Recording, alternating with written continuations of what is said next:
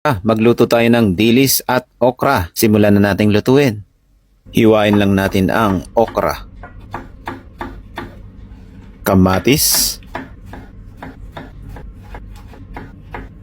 sibuyas, tapos chop-chopin lang natin ang garlic.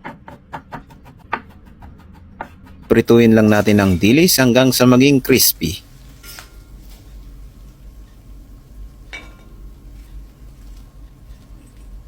Gigisa lang natin na ang sibuyas, bawang, saute lang natin hanggang sa lumabas yung kanyang aroma. Kamatis, tomato paste, gisahin lang hanggang sa madurog ang kamatis at ilalagay na natin ang ating okra na hiniwang medyo maninipis lang. Toyo, oyster sauce,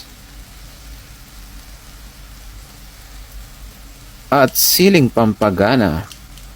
At ibalik lang natin ang pinarito nating dilis. Tapos halu-haluin lang natin yan. At ilalagay na natin ang ating lemon. Yan ang magpapabalance sa alat ng dilis natin. Pakasarap niyan. Kahit di ka kumakain ng dilis, mapapakain ka nito. Kalakas sa kanin nito sigurado. Taob na naman ang sinaing mo.